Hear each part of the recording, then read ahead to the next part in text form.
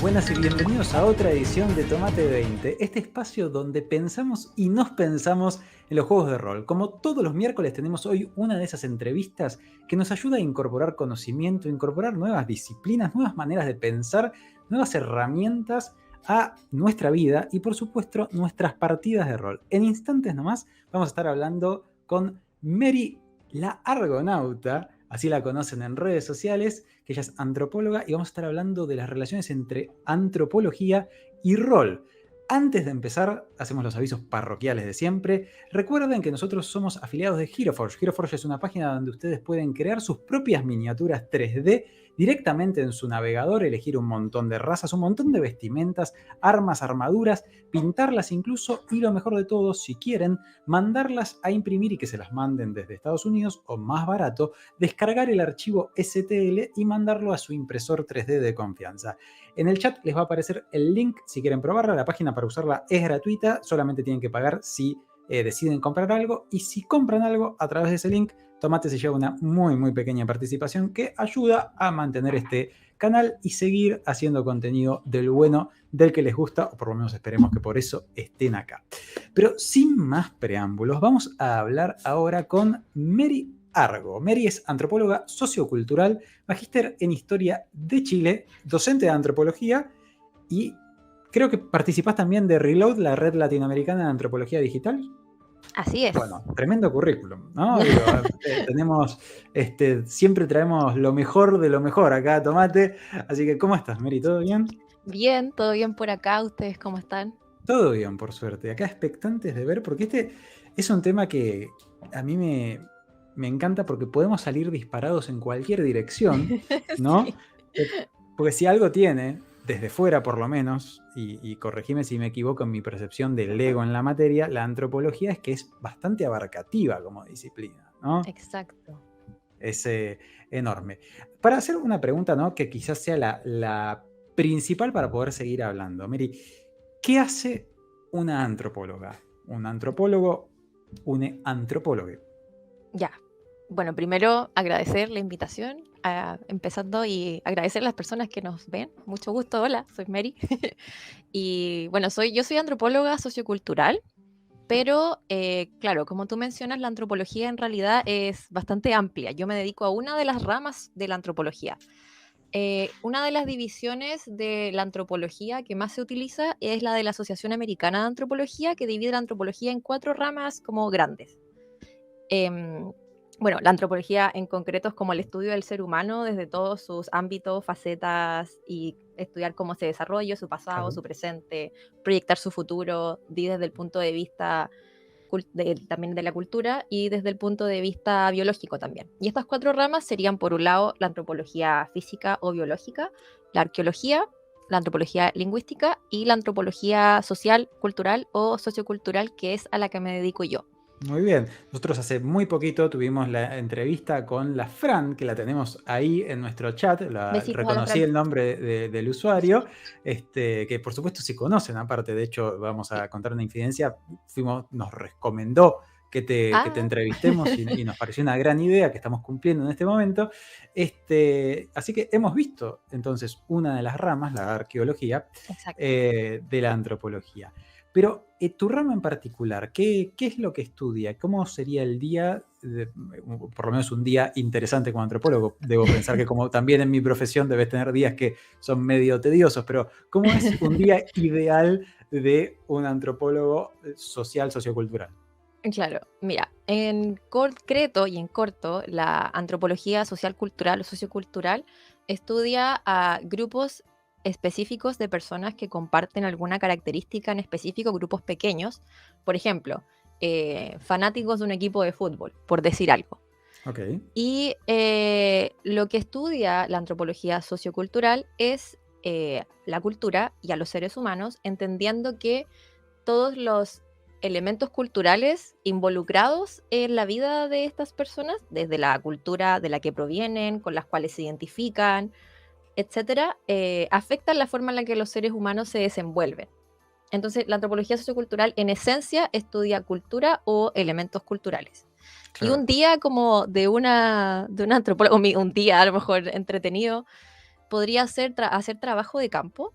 En mi Ok. caso, yo hago trabajo de campo ya sea de forma presencial o de forma virtual, que consiste en el fondo en realizar observación directa, ya sea participante o no participante, o en realizar metodologías de recolección de información, como pueden ser las entrevistas, focus group, hacer cartografías colectivas, etcétera, con personas en formato virtual o en formato presencial para recolectar información, percepciones, experiencias, opiniones en torno a un elemento cultural o fenómeno cultural específico. Por ejemplo, si vamos al ejemplo de los fanáticos de fútbol, en torno al fenómeno cultural que es el partido de fútbol, por ejemplo.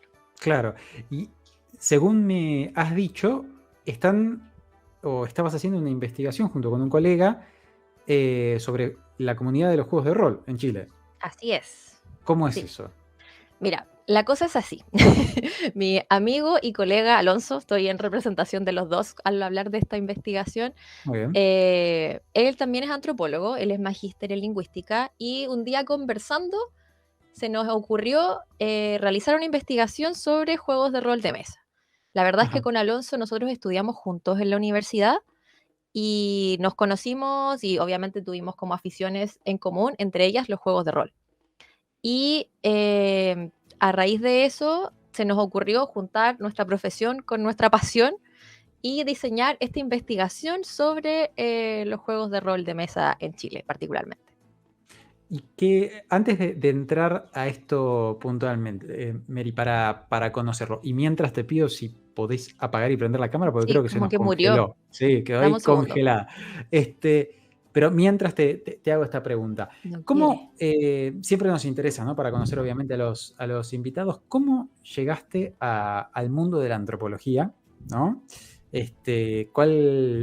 ¿Cuándo se despertó ese interés en vos? ¿Cuándo se prendió la lamparita de esto es lo que quiero estudiar? Yo sé que algo has mencionado en podcast Ujú. que tenés que hasta ahora creo que no sé si 3 capítulos, ¿no? Y uno de los Así primeros es. de ellos justamente se trata sobre por qué estudiar antropología. Y me pareció muy curioso, por cierto, que el segundo sea crítico del primero. Me pareció una buena, lo encaraste de forma casi dialéctica, ¿no? Ahí Sí. el tema antropológico. Pero sí, Dame un segundo que estoy intentando arreglar sí, no la hay problema. cámara. Como que murió. No es mi internet, es la cámara. No Denme te un preocupes. segundo. Lo siento. Mientras Mary intenta arreglar esto, no les cuento que tiene un podcast que ahora estamos tirando en el chat las redes de ella, su Linktree.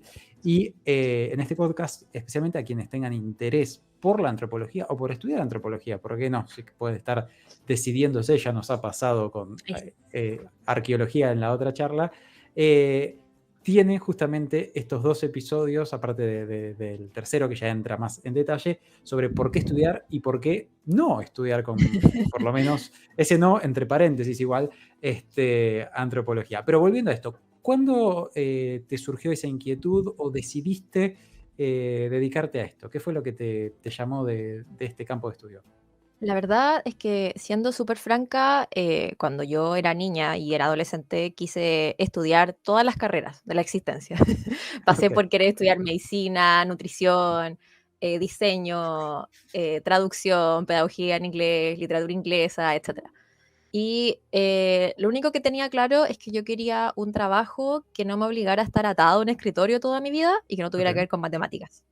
Lo cual me salió un poco el tiro por la culata porque actualmente utilizo regularmente estadística para hacer análisis Claro. antropológico. Así que, bueno, cosas que pasan. Pero la verdad es que igual puedo decir un poco motivada como por productos culturales como películas, series y cosas vinculadas, no sé, por un lado por la arqueología, libros y videojuegos. Igual siempre tenía como esta idea de querer trabajar en algo como académico y también como en terreno.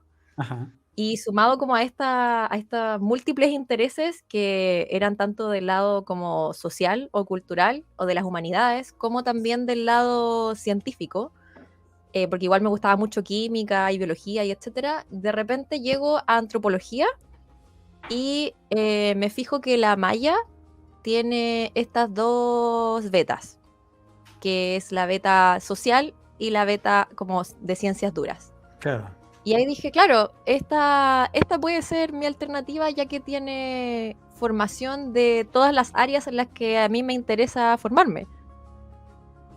Claro. Entonces fue como, ya, esta es la carrera porque puedo estudiar y trabajar de todo esto.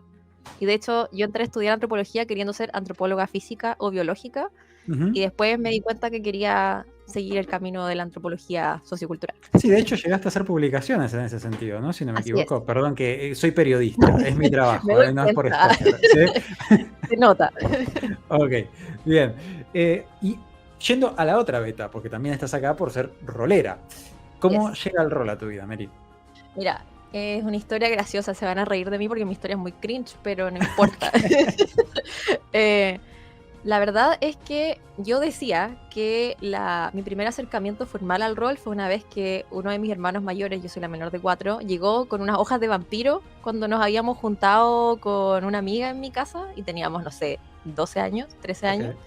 Y él intentó hacernos jugar vampiro y obviamente fue un desastre, y no, porque yo creo que ni él tenía claro realmente cómo hacer la hoja de vampiro en ok. ese minuto.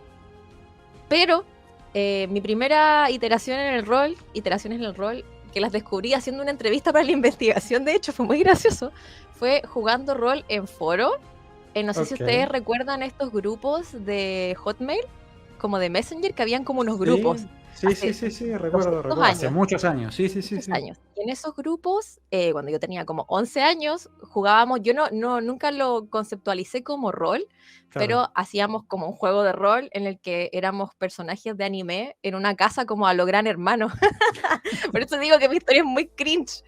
Y claro, era rol en foro en el fondo, porque cada uno tenía como un avatar que era personajes de anime, obviamente, con una historia inventada y claro, y teníamos interacciones que obviamente no eran sincrónicas porque era como en formato foro.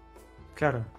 Y ya, bueno, después de eso, de los 11 años, después de esta experiencia con mi hermano a los 13, ya después empecé a jugar rol formalmente en la universidad, gracias a una compañera que nos empezó a narrar precisamente Vampiro. Y ahí nos empezó a narrar también a mi colega y amigo Alonso, con el que estamos haciendo la investigación. Y de ahí, desde entonces, jugando rol sin parar. ¿Y eso hace cuántos años más o menos que jugás habitualmente rol como la mayoría lo define A habitualmente? ver, segundo de la universidad, 2012 más o menos, Ok, y 10 obviamente como años. con sus pausas entre medio, Sí. las tesis, la otra tesis y la vida, y que no había mesas, pero ya yo creo que los últimos años, previo a la pandemia, empezamos con mesas, empecé a participar en mesas de forma más regular. ¿Y juegos así que te particularmente jueguen seguido? D&D, lo que más juego. D&D lo que más Sí, juegas. Bueno, la por lo verdad es menos lo te sirve que... porque es el fenómeno más ¿Ah? es el fenómeno más importante, ¿no? Dentro del rol sin ninguna duda, el más Exacto, representativo. sí. Este, ¿qué han logrado observar? No sé si la palabra puede ser descubrir, ¿no? Desde la antropología sobre, por lo menos en Chile, ¿no? Obviamente estás marcada por el contexto local, pero calculo Obvio. que debe ser muchas cosas muy extrapolables, por lo menos a Latinoamérica, sino al mundo, de los juegos de rol, los jugadores de rol, los roleros, como objeto de estudio, como Mm. sujeto de estudio. O sea, yo creo que a lo mejor te podría contar un poco qué es lo que buscamos Sí, con la investigación en el fondo. totalmente. Bueno, como te mencionaba, mi amigo y colega es lingüista y yo también siento mucha cercanía con la lingüística y también como con el tema de género, con la performatividad y todo el tema.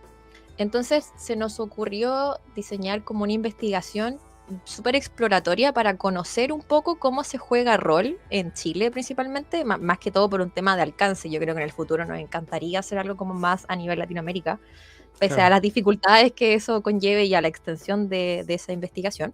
Sí, Y se nos ocurrió, pensando en cómo investigar esto de cómo juegan las personas en Chile, por un lado, cómo juegan así como exploratoriamente, pero también nos interesa ver un poco cómo se incorporan elementos de distintas como esferas, les voy a llamar, esferas culturales, que se asocian con palabras, voy a dar las palabras para que me entiendan, esferas culturales como son la gamer, la geek, la nerd, la ñoña, la cosplayer, etcétera. Y claro. ver cómo se integran todos esos elementos en esta como construcción colectiva o la co-construcción que es un juego de rol en el fondo.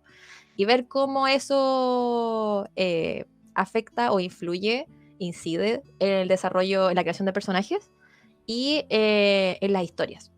¿Tienes Ah, algún ejemplo de cómo, de este tipo de diálogo, si se quiere, entre estas claro. O diversas sea, esferas? voy un poco hacia atrás, porque igual, como mencionábamos anteriormente, Dungeons and Dragons es como uno de los juegos más importantes para la historia del rol, digamos. No es el Totalmente, sí. mejor de ninguna forma. Yo me gusta mucho D&D, pero también me gustan otros juegos. Em, y nosotros con mi amigo Alonso conversábamos mucho sobre cómo le damos identidad local, digamos, a un juego que surge de la fantasía medieval europea o del norte global. Claro, Entonces, claro, como que nos interesa un poco revisar esta incorporación o esta como mezcla con estas esferas culturales y cómo las hacemos propias, cómo le damos identidad, no sé si latina necesariamente, pero local. Entonces, bien, por ejemplo, fuimos a hacer observación en una mesa de D&D, que era una mesa que es de flora y fauna chilena, que le llaman, que tiene vinculación como con elementos de la cultura mapuche del sur de ajá, Chile. Entonces, no sé, por ejemplo, había un personaje que era como de un sector más rural y, por ejemplo, hablaba cantadito, como se habla acá en sectores rurales, por ejemplo. claro, Entonces ahí hay un ejemplo concreto de cómo hacemos propio un juego que viene de afuera, finalmente. Aparte que sí, con mi amigo Alonso nos interesaba mucho saber cómo se juega rol en Chile, porque existe mucha investigación sobre juegos de rol y particularmente sobre D&D en el mundo, pero siempre del norte global y aquí en claro, Chile más que todo vinculado con el mundo educativo, que también es muy sí, interesante, o con la psicología. Y claro. nadie sabe cómo jugamos en Chile, en Latinoamérica, finalmente. Qué diferencias hay con jugadores de Noruega, de Japón, de África? Me regalas la pregunta. ¿Qué diferencia hay en cómo juegan por lo menos los chilenos y no los latinoamericanos que con otros países? O sea, mira, por ahora estamos como en proceso de análisis de los datos porque durante el año pasado hicimos observación en 8 mesas. Ujú, Y lo interesante es que también quisimos abarcar no solamente D&D, sino que abarcamos solo una mesa de D&D, que es esta en particular que nos interesó por la campaña que están jugando, pero decidimos abarcar otros juegos que no fueran necesariamente tan hegemónicos, porque lo que más se juega en Latinoamérica y probablemente a nivel mundial también es D&D y World of Darkness, todos los juegos de claro, World of Darkness, sí, particularmente Vampiro la Mascarada. Entonces, solamente incorporamos esta mesa de D&D que te mencionaba y una mesa de Hombre Lobo, como para abarcar un poco el universo de World of Darkness también por su importancia. claro. Pero los otros juegos que hemos observado, que también hicimos entrevistas a algunos de sus jugadores, fueron The Genesis, Mouseguard, Cogent, Fate y una mesa así como Homebrew de Humankind. No sé si en Argentina conocen Humankind. No, Humankind no lo conozco. De los que Es nombraste es el único que no un juego conozco. de cartas que se hizo muy popular acá en Chile, Ujú, que lo sacó Salo, una empresa que se dedicaba a sacar álbumes y cartas. Y esta mesa, claro, ocupa como un sistema base y la campaña es toda en el universo de los juegos de cartas de Humankind. claro. Y volviendo entonces a esto, ¿aventurás algún tipo de diferencia o intuís, aunque todavía no hayan, por supuesto, podido analizarlo en profundidad, en base a la literatura que has leído del estudio fuera de Latinoamérica de los juegos de rol comparado con Latinoamérica? ¿Hacemos algo diferente cuando roleamos? O aunque sea más a nuestra manera, algo que se te ocurra de ese estilo? No sé si podría como aventurarme tanto a diferenciar a los jugadores, a los jugadores de Chile versus los del resto del mundo. Pero, claro, lo que nos hemos dado cuenta es que la incorporación como de referencias y de memes, nosotros conversábamos antes de la entrevista sobre como esta idea de la intertextualidad, Claro, es súper frecuente y que no sé, no podría decirte o no podríamos saber si es una característica específica de jugadores de Chile, pero esta como intertextualidad o referencia a estas esferas que te menciono es algo frecuente. Y estas referencias que se hacen, como te mencionaba el ejemplo de la persona del sur de Chile, sí. tienen identidad local, no es como la referencia por la referencia. O sea, es propia de la cultura chilena, Claro, si se quiere. tiene como un componente que es como de acá, propio. Y en base a esto, lo que has visto o lo que has pensado, más allá de que no sea necesariamente el estudio o la investigación en particular que estén haciendo, ¿hayan algún tipo de explicación a por qué el juego? Es una pregunta que siempre me hice y ya que tengo una antropóloga enfrente, voy a Aprovechándose del aprovechar, pánico. ¿no? ¿Por qué nos llama tanto, no solo D&D, ¿no? Por supuesto, pero digo, los juegos de fantasía medieval en sí?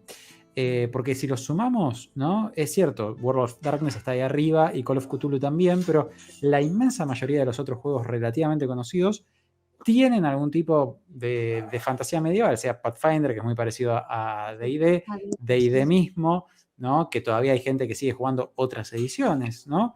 Tenemos también todo lo relacionado a Warhammer, ¿no? Con otra visión, pero igual fantasía medieval, Dungeon World, ¿no? Digo, hay muchos juegos de fantasía medieval. ¿Por qué nos es tan atractivo una época que no vivimos con unos códigos que tampoco son reales? Porque no es que estamos jugando juegos que son, entre comillas, realistas, ¿no? Es un ideal del medioevo que no existe, ¿no? Digo, no existió, mejor dicho. Y como latinoamericanos hasta nos es lejano, ¿no? Es como que no se vivió en nuestras tierras el medioevo tampoco.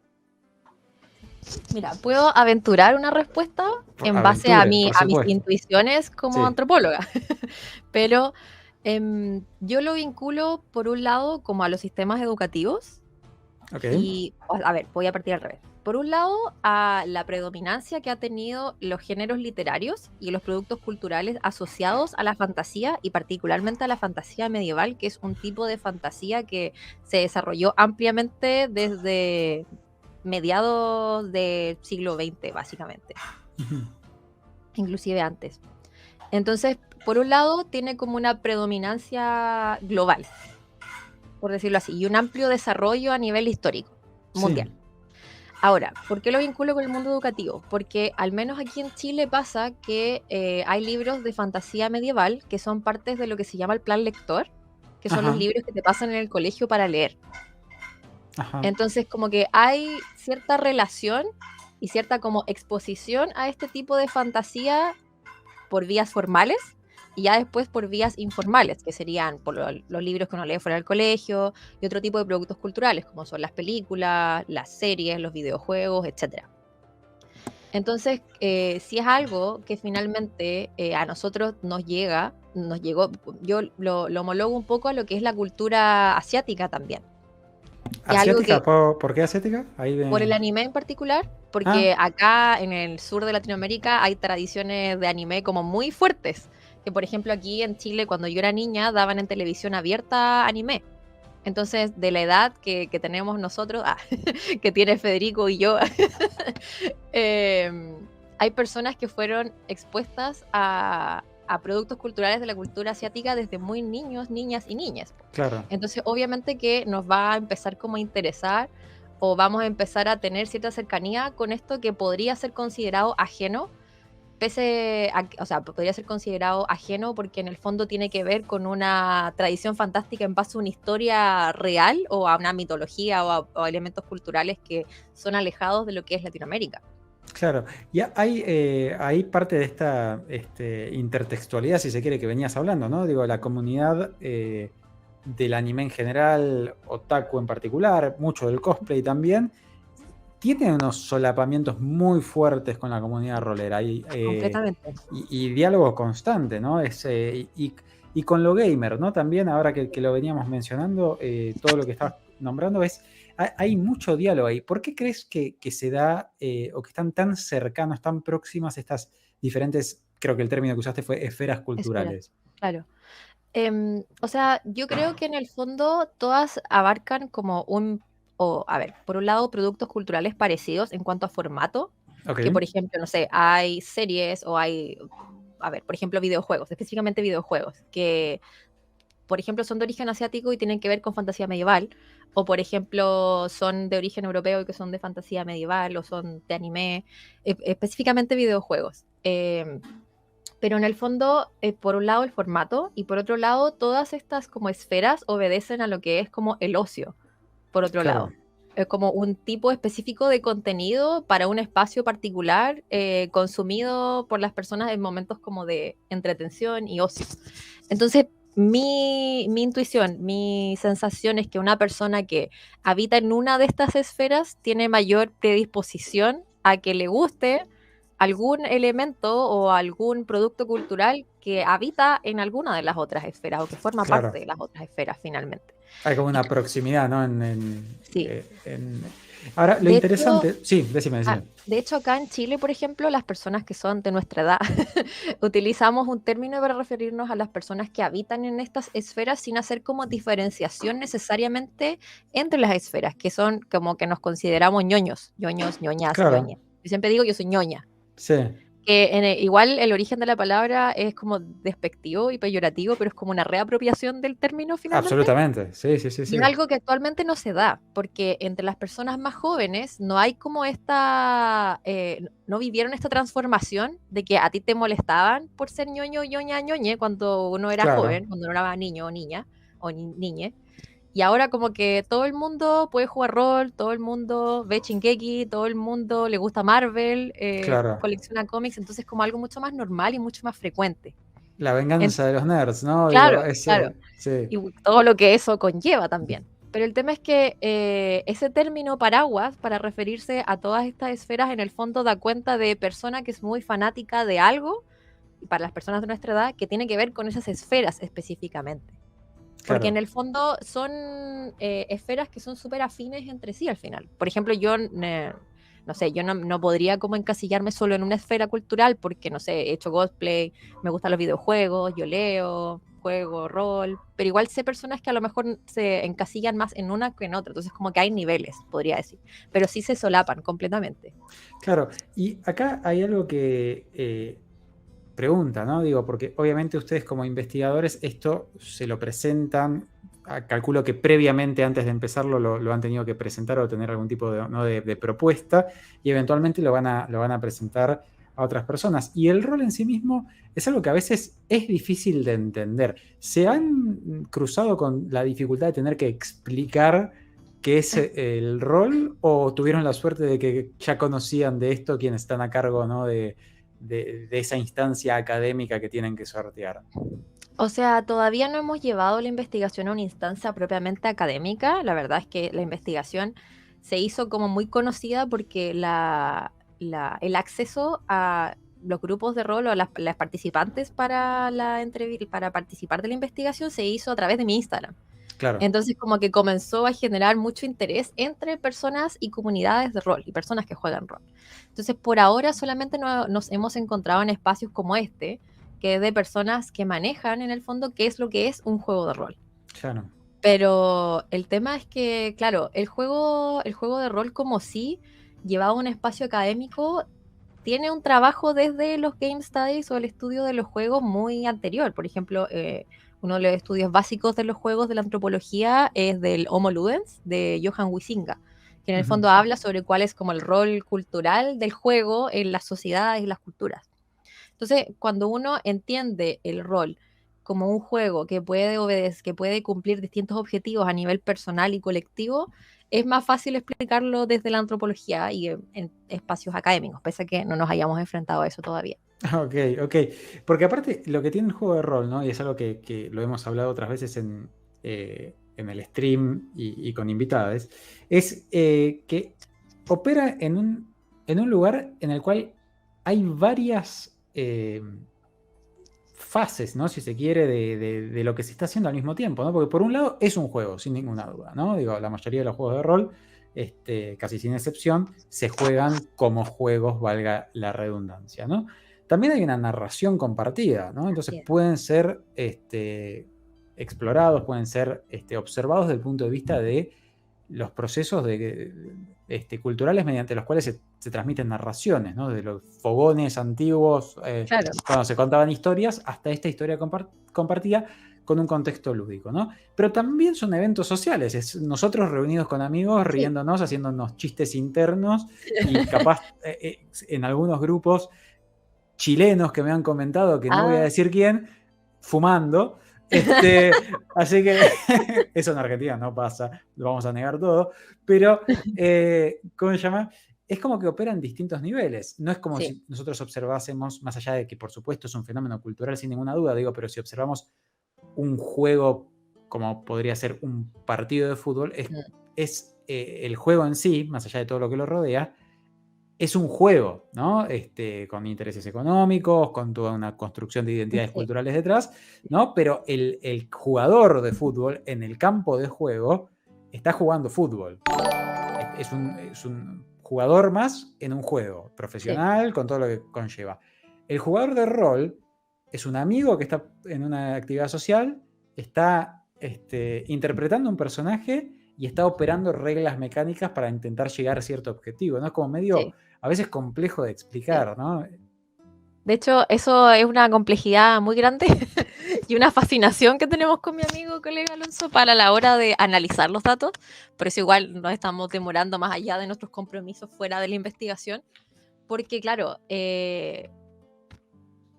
nos fascina por un lado esta idea como del compromiso social, que es esta como narrativa co-construida entre DM, narradores, Dungeon Master, etcétera, y GM y jugadores.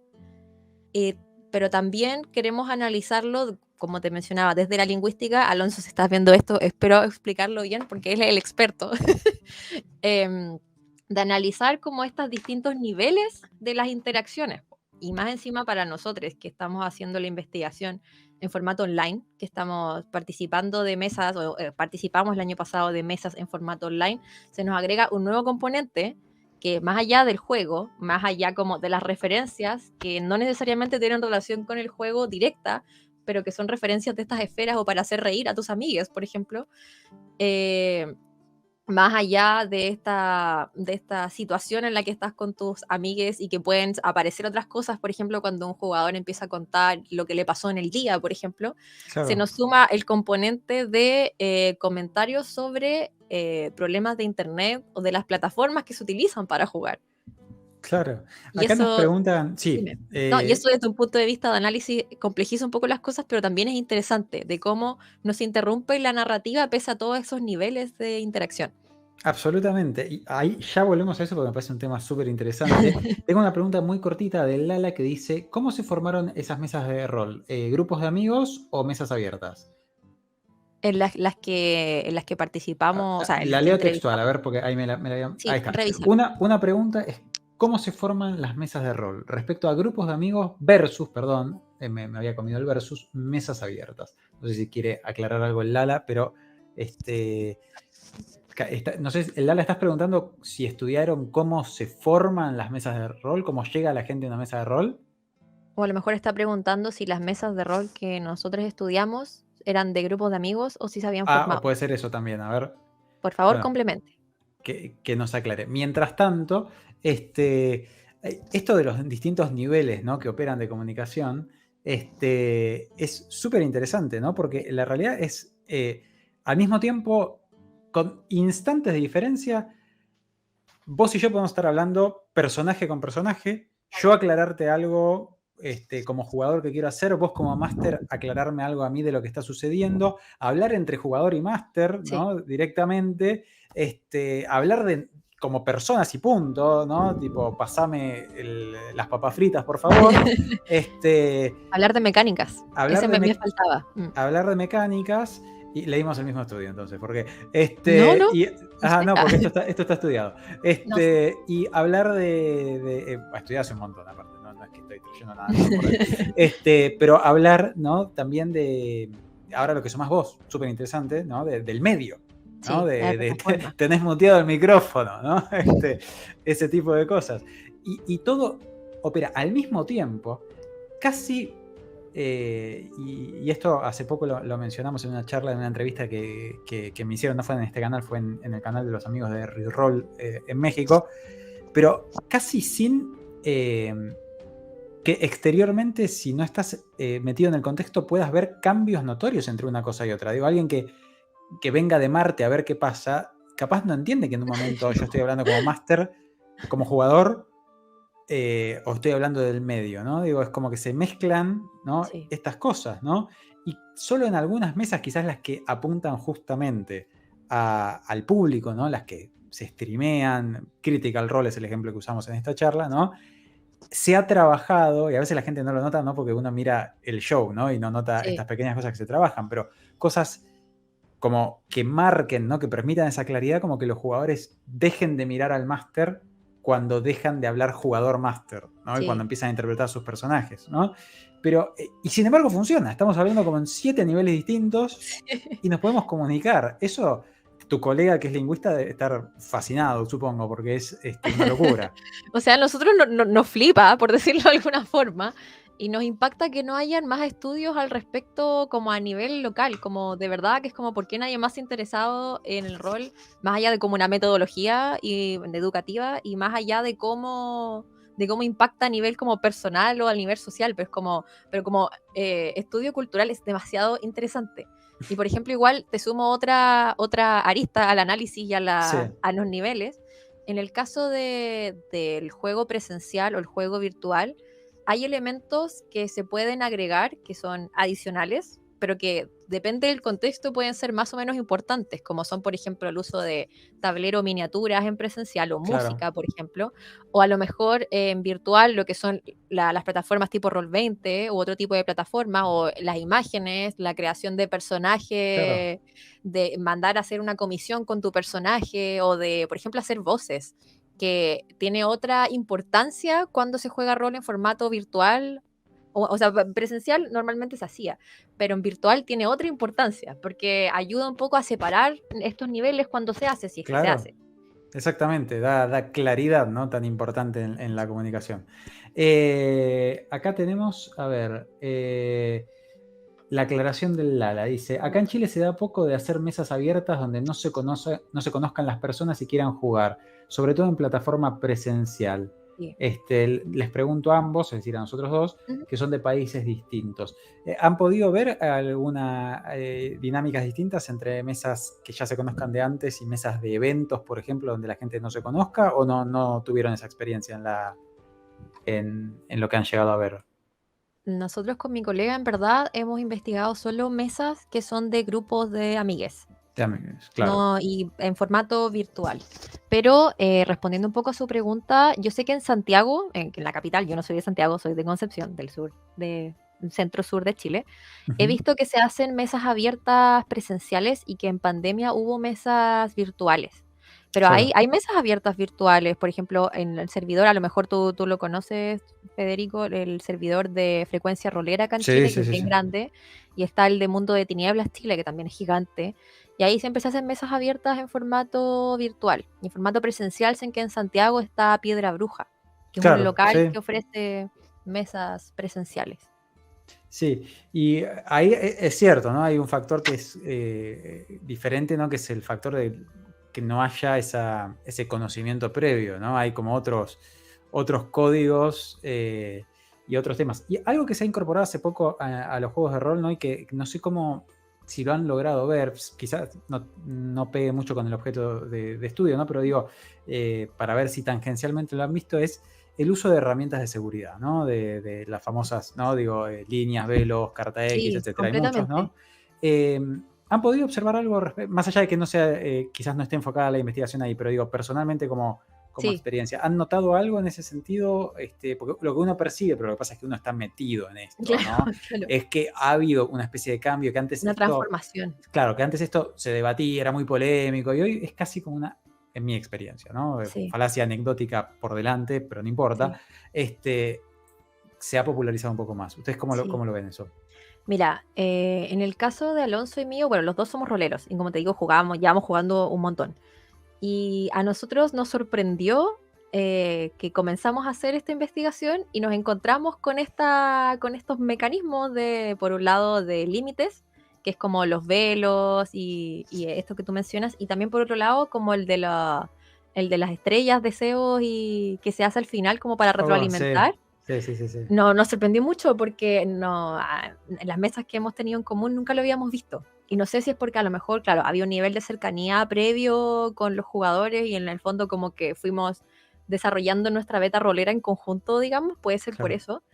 Pero claro, nos hemos dado cuenta de que es algo que se hace y que se usa bastante, y yo también lo veo como un tema de la transformación, y que hay muchas publicaciones al respecto también, de que el rol en sus orígenes surgió como un juego que era más que todo, que se creía, o más que todo que era masculino. Claro. Sobre todo si incorporamos como la beta de la perspectiva de género y de historia de género, en la época en la que se empezó a desarrollar Dungeons and Dragons, y previo a eso, los juegos de rol vienen de los juegos de guerra en tablero. Totalmente. Entonces, es la esfera pública de la guerra, que es algo tradicionalmente masculino, y después eso se traspasó a las esferas ñoñas, y pensando que en las convenciones, las primeras convenciones que empezaron a conglomerar a fanáticos de juegos de rol y todo, también había como más predominancia masculina. Pero Claro. también no es que no hubieran jugadoras femeninas, o sea, jugadoras mujeres o de disidencias o de otras identidades de género, sino que eran miradas en menos, como esta imagen o esta idea de que, tú estás jugando rol para conseguir algo, para obtener atención, etcétera. Absolutamente. Pero eso es algo Sí. que lo que hemos visto, bueno, al menos lo que yo he visto, lo que yo he leído, es que se ha ido transformando, inclusive pensando como en las mesas de rol que se transmiten. Por ejemplo, hay una mesa de rol, no recuerdo exactamente el nombre, que es muy famosa, que la juegan puros drag queens, puros transformistas. Sí, sí, no conozco el Que nombre, pero es muy genial. no me lo acuerdo, pero lo he visto, lo he visto. Y es Entonces, muy como que interesante, sí.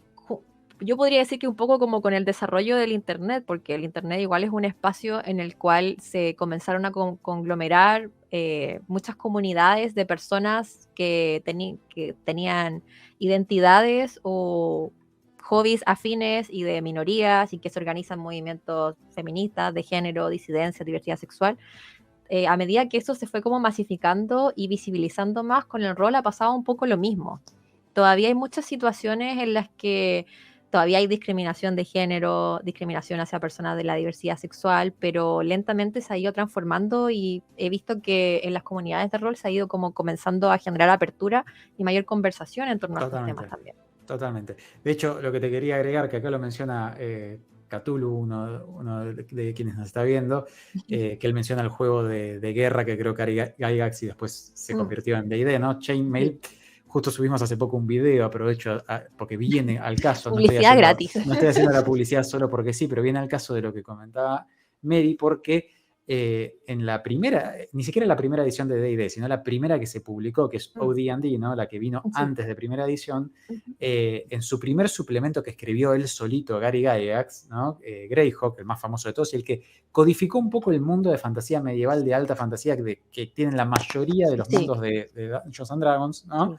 Él tira este comentario literal, es tremendo, y yo me morí leyéndolo, ¿no? Digo, de vergüenza ajena, década del 70, ubiquemos, ¿no? 1975, que él dice, está hablando de su mundo y está hablando de los dragones, ¿no? Y dice, bueno, hay dos dioses dragones. Está el rey dragón, que es el dragón de platino y vive en un palacio en el cielo, bla, bla, y la reina, con énfasis claro en la palabra en femenino, ¿no? Reina. De los dragones, y que las feministas interpreten de esto lo que quieran, que es la diosa del caos, ¿no? Tipo, es terrible, ¿no? Está diciendo. Es terrible. O cosas, bueno, ya biologicistas, ¿no? Del estilo de que las mujeres tenían menos posibilidades de tener fuerza, ¿no? Tenían un tope al atributo fuerza, los personajes de género femenino, en la primera edición de Dungeons and Dragons, lo cual es terrible, ¿no? También. Pero dejando de lado eso, ¿no? Es cierto, ha habido un cambio, por suerte, cultural, a tal punto, ahora digo la positiva, así como dije tiré la pálida y terrible de los 70. El otro día hicimos un evento abierto de Tomate 20 y me sorprendió, y vamos a hacer ahora otro el 6 de mayo, que lo abrimos a que se inscriba quien quiera, todo para novatos en D&D, ¿no? La idea era aprendan a jugar D&D. Todas las mesas tienen mayoría femenina y algunas por mucho. Y abierto completamente así. Sin embargo, mirá qué interesante que es esto, ¿no? Y para analizarlo estadísticamente, los seguidores, y siempre lo decimos, no lo escondemos esto, los seguidores de Instagram de Tomate 20, que tenemos 4.000 y pico de seguidores, el 80% son varones. Sí. O sea que yo creo que casi hay una necesidad insatisfecha, si se quiere, de mujeres y disidencias que quieren incorporarse a este hobby, que seguramente lo pueden ver en incluso en la cultura popular, en Stranger Things, en Critical Role, ¿no? Cosas que ya han trascendido enormemente del mundo rolero chiquitito, y que sin embargo no encuentran como las puertas de acceso, veo yo, ¿no? Es como que todavía Sí. tenemos cierto, creo que se lo suele llamar gatekeeping, ¿no? Gatekeep, Digo, exacto. vos sos mujer y querés ser rolera, bueno, vení que te explico las reglas, ¿no? Sí. E incluso por gran idea, y esto es mérito completamente de las chicas de Tomate 20, hicimos una pregunta en Instagram, ¿no? Para que nos respondan de experiencias en el Día de la Mujer, experiencias, ¿no? Que hayan tenido. Y la que más se repitió, más allá de que hubo, por supuesto, las puntuales y terribles, ¿no? De Master que intentaron seducir o personajes violados, ¿no? Cosas Ay, no, realmente qué horror, me muero. absolutamente terribles, ¿no? Que merecen su propio análisis, ¿no? Pero digo, la que más se repitió, y es como para también pensarla, fue el mansplaining. Jugadoras que ya son experimentadas y que sin embargo les explican las reglas todo el tiempo o cómo deben jugar a sus personajes, ¿no? Igual creo que por lo menos está visible esto. No sé cómo lo ves vos, cómo lo ven Sí. ustedes, creo que por lo menos de esto se habla ahora. O No sé sea, cómo. si me preguntas, yo siento que todavía se habla poco. Poco, ok, Porque sí, ok, ok, porque ok. todavía hay polémicas, yo al menos he visto en algunas comunidades de acá de Chile, todavía hay como polémicas vinculadas con temas de género, todavía, o sea, que, por ejemplo, no sé, pues que se habla poco todavía que pueden existir acoso en este tipo de espacios, porque Ujú. a veces la gente no entiende o le cuesta ver, o a lo mejor como que como lo ve como un espacio de ocio, no se da cuenta de que en este tipo de hobbies se reproducen todos los tipos de desigualdades y inequidades que se reproducen en otros espacios sociales, como es el trabajo, la universidad, el colegio, Claro, entornos sociales, etcétera. Y que también la historia y la forma en la que se desarrollan este tipo de temáticas a través del tiempo también afecta la forma en la que jugamos, en la que se hacen juegos, en las que cambian los personajes y los manuales. Por eso, bueno, podríamos decir que el rol actualmente podría llegar inclusive a ser como un producto tipo transmedia, en el que nosotros al sí. final somos prosumidores, que somos por un lado productores y consumidores, en el sentido de que la comunidad está constantemente retroalimentando el juego de rol, los manuales, qué sale y qué no sale, etc. Entonces, claro, creo que todavía falta un poco y como dices tú, no es tan visibilizado ni tan masivo la forma en la que disidencias o mujeres se encuentran en espacios seguros para jugar rol también. Po. Yo también tengo experiencias extrañas de rol. Por ejemplo, una vez me invitaron a una mesa de rol solo de mujeres, que se supone que era un espacio seguro, pero Claro. masteriado por un hombre. Entonces era como, la idea de la mesa es que las mujeres se sientan seguras para masteriar y que no se les juzgue y Ok. que estén en un entorno seguro. Y yo así como, paso. Me parece esto sospechoso, así que paso. Y eso sin mencionarles el número de historias de Reddit que cuentan este tipo de experiencias Sí. que han Hay tenido un Reddit disidencias. dedicado específicamente a esto, Exacto, ¿no? RPG Horror Stories, exacto, para que lo quiera recorrer, exacto. es terrible, ¿no? Y el problema es que este gatekeeping que dices tú no es solamente un Sí, tema de género necesariamente, también es un tema clásico de jugadores mayores, de ñoños de nuestra edad hacia jugadores jóvenes. totalmente. Que es como, hoy es que yo jugué D&D tercera edición. Tú ahora con quinta no sabes lo terrible que es ahora jugar D&D o, que ahora con la caja de inicio es fácil, que ahora todos juegan D&D. Pero esto mismo, como es lo que conversábamos hace un rato, como de la venganza de los ñoños, pero Claro. como de venganza del nerd, pero como en un aspecto negativo. Porque Que para mí sí, es maravilloso que haya D&D en todas partes, que lleguen dados, que lleguen miniaturas, que hayan series, comunidades, lo encuentro genial.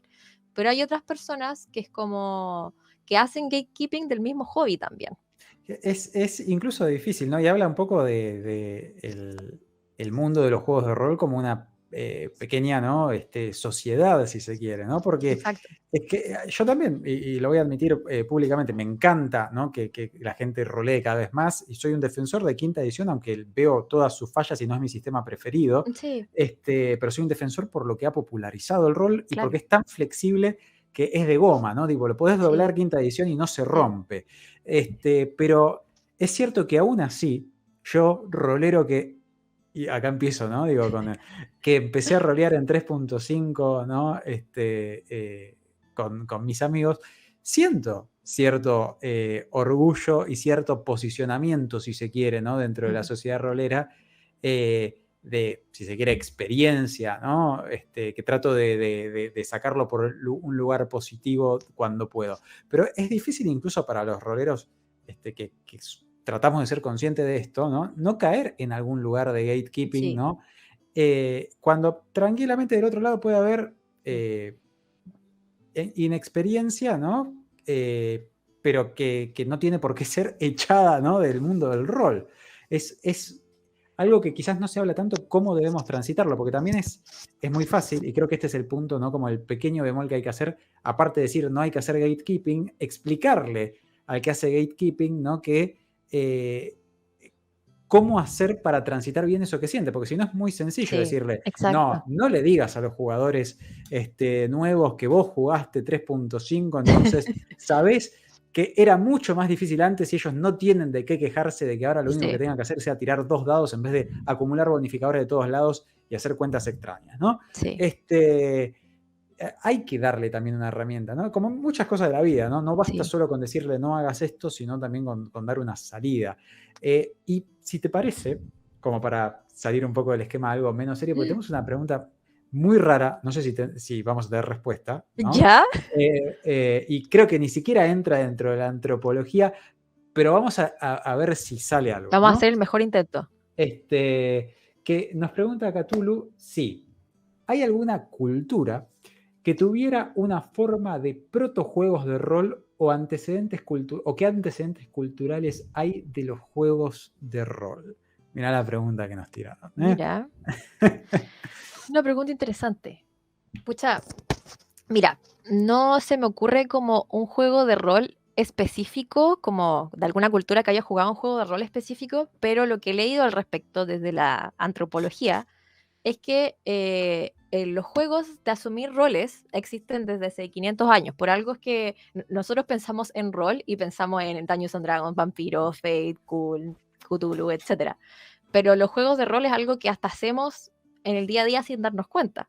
Por ejemplo, cuando nosotros vamos a trabajar, nosotros nos ponemos en el rol de trabajar.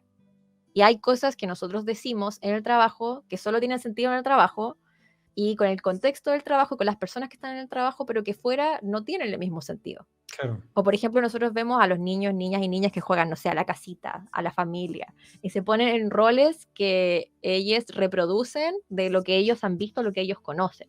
Finalmente, este tipo de juegos de rol existen desde siempre, y se supone que una de las funciones del juego es participar, o sea, es permitir a las personas completar su proceso de endoculturación.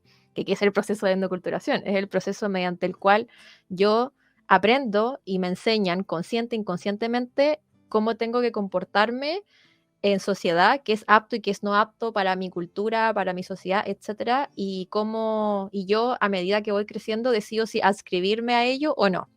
Entonces, Claro. este tipo de juego de roles que se realiza en el fondo, que es como por un lado natural y por otro lado que también se enseña, es para eso. La función como cultural o antropológica del juego desde siempre es enseñarte qué hacer y qué no hacer en distintos contextos al final. Muy, muy interesante la respuesta. Yo lo único que puedo Espero haber agregarle, satisfecho la pregunta. lo único que puedo agregarle a Cthulhu es que Mary tiró por el lado de la antropología todo lo que se le puede ocurrir. Del punto de vista de las mecánicas, Cthulhu, si te interesa, lo único que te puedo sumar para ver dónde se unen, ¿no? Claro. La parte de juegos de roles que dice Mary con la parte de las reglas como las conocemos hoy. En los juegos de guerra austriacos, como contaba Mary hace Sí, un tiempo, es ¿no? lo Que más los juegos parecido. de rol salen de los juegos de guerra, ¿no? Sí. En un momento habían hecho un juego de guerra, le llamaban el Kriegspiel, con reglas muy complicadas y que empezaron a quejarse los oficiales, los utilizaban los militares austriacos. Tenemos un capítulo entero, si se puede jugar o no sin reglas, después buscarlo en nuestro YouTube. Se empezaron a quejar los oficiales de que el juego, con tantas reglas, no respetaba lo que pasaba de verdad en un campo de batalla. Entonces, ¿qué empezaron a decir? No usemos más el manual que diga quién gana y quién pierde un máster, ¿no? Digo, un general experimentado que sepa cómo resolver esto, qué pasaría en la vida real si pasa esto en una batalla, ¿no? Eso se llamó después el Kriegspiel, que ahora hay una revolución que busca volver a traer juegos de rol de este estilo, ¿no? De ahí abrevan los primeros wargames como los conocemos, eventualmente un wargame que luego es readaptado en Chainmail, y de ahí agarramos para D&D y todo lo que se abre combatiendo y dialogando, ¿no? Ya sea construyendo sobre o criticando y construyendo enfrente a lo que fue D&D, que fue el primero fuerte como lo conocemos. Hay un verdadero protojuego de rol justo en el medio, que es lo que hace un colega, amigo en su momento de Gary Gygax, que fue Arneson, la campaña de Blackmoor, que mezclaba otros tipos de juegos. Y de hecho, como para mostrar esto también que hablaba Mary, de que cómo se mezclan cosas, ¿no? En los juegos de rol va abrevando de distintos lados. En OD&D, la verdadera primera edición de D&D, que en realidad fue la edición 0 si se quiere, para jugar D&D, esto es súper interesante, todo lo que tenía que ver con exploración necesitaba que tuvieses otro juego que no era de rol, sino quizás de simulación, que era un juego de simular estar perdido en las montañas. Tenías que jugar D&D con un manual de ese juego, al cual el juego refería directamente por nombre, editorial y todo. Lo editaba Avalon Hill, una editorial que sigue existiendo, y tenías que usar ese otro juego. Así que mirá qué mezcla rara que somos los roleros, ¿no? Si lo sabremos.